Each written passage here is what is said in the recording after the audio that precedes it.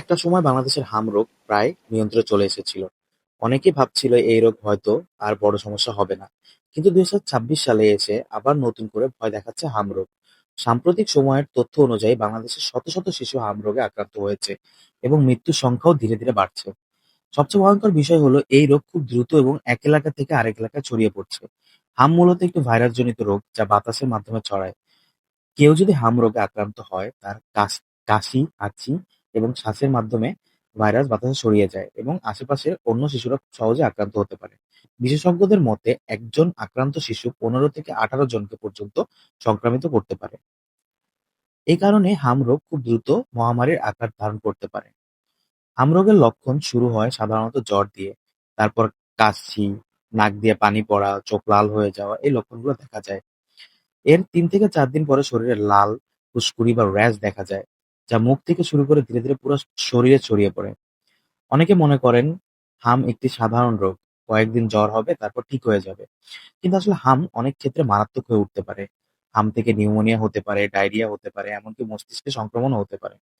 এসব কারণে অনেক সময় শিশুদের মৃত্যু পর্যন্ত হতে পারে।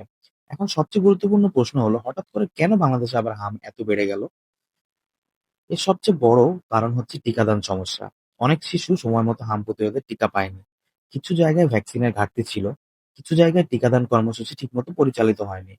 আবার অনেক অভিভাবকও বিষয়টি গুরুত্ব দেননি।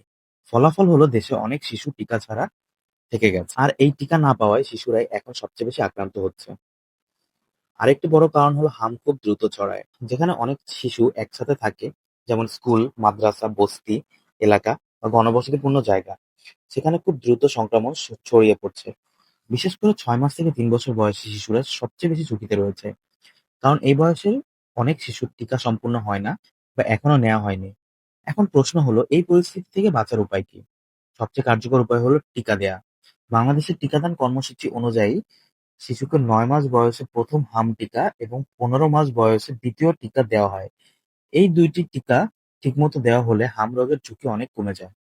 এছাড়া যদি কোনো শিশুর জ্বর, কাশি বা শরীরে লাল ফুসকুড়ি দেখা যায়, তাহলে তাকে অন্য শিশুদের থেকে আলাদা করে রাখতে হবে এবং দ্রুত ডাক্তারের কাছে নিয়ে যেতে হবে।